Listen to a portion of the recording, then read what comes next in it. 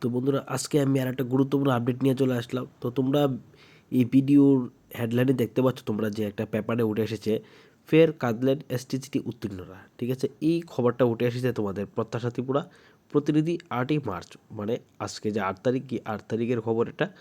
তো এখানে উল্লেখ করা হয়েছে যে পাশ করেও চাকরি নেই, তাই ফের মুখ্যমন্ত্রীর সঙ্গে দেখা করতে গিয়ে ব্যর্থ হন এসটিজিটি উত্তীর্ণরা। তারপর এখানে বলা হয়েছে যে শনিবার তারা মুখ্যমন্ত্রীর সাথে দেখা করতে আসলে পুলিশ তাদের আটক করে নিয়ে যায়, কারণ তাদের কাছে কোনো বৈধ অনুমতি ছিল না।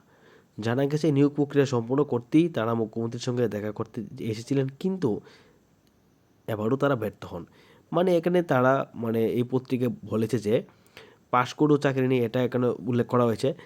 তাই ফের মুখ্যমন্ত্রীর সঙ্গে দেখা করতে গিয়ে ব্যর্থ হন এসটিজির উত্তীর্ণরা। মানে আমাদের যে মাননীয় মুখ্যমন্ত্রী রয়েছেন, মুখ্যমন্ত্রীর সাথে দেখা করার জন্য তারা গিয়েছিলেন, কিন্তু সেক্ষেত্রে তারা ব্যর্থ হন।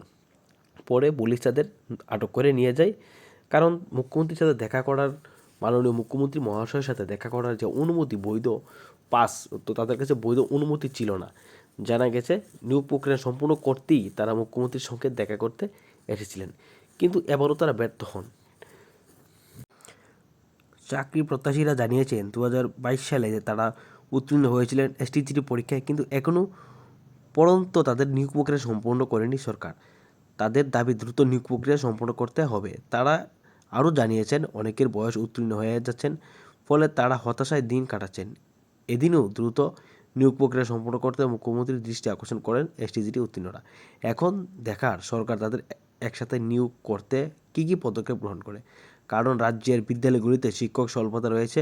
এক্ষেত্রে বেকায়দায় পড়তে হচ্ছে পড়িয়াদেরও। ঠিক আছে, এই খবরটা উল্লেখ উঠে এসেছে তোমাদের প্রত্যাশা ত্রিপুরা। ঠিক আছে, তো তোমরা জানো যে 2021 সালে যে 2022 সালে যে এসটিজিটি পরীক্ষার যে তোমাদের নোটিফিকেশন দিয়েছিল, পরীক্ষা হয়েছিল, তো সেই পরীক্ষা নিয়ে কিন্তু ইতিমধ্যে একটা কেস হাইকোর্টে চলেছিল।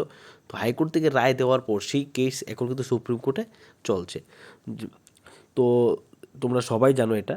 তো এটা একটা গুরুত্বপূর্ণ আপডেট। তো এখানে তারা আজকে প্রায় মুখ্যমন্ত্রীর বাড়ির সামনে তারা গিয়েছিল মুখ্যমন্ত্রীর সাথে দেখা করে এই এসটিসির ব্যাপারে একটা সুরাহা করতে পারে কিনা তা নিয়ে কথা বলতে, কিন্তু এক্ষেত্রে কিন্তু মুখ্যমন্ত্রীর সাথে দেখা করতে পারেনি, কারণ মাননীয় মুখ্যমন্ত্রীর সাথে দেখা করতে গেলে কিন্তু তোমাদের একটা পাস লাগে বা অনুমতি নিতে হয়, সেই অনুমতি তাদের কাছে ছিল না বলেই তাদের কিন্তু পুলিশ আটক করে নিয়ে যায়।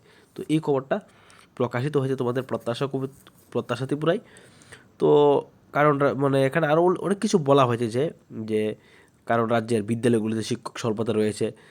তো আবার এসটিজির যা পরীক্ষা দিয়েছিল তাদের মধ্যে অনেকেই কিন্তু আবার তোমাদের বয়স উত্তীর্ণ হয়ে যাচ্ছে। তো এই কারণে অনেকেই একটা দুশ্চিন্তার মধ্যে দিন কাটাচ্ছেন, যেহেতু তারা পাশ করে রয়েছেন। তারা বলছেন তো রেজাল্টও তো এখনও পাবলিশড হয়নি, রেজাল্ট পাবলিশ হয়নি, কেস চলার কারণে কিন্তু সব কিছু প্রসেস বন্ধ।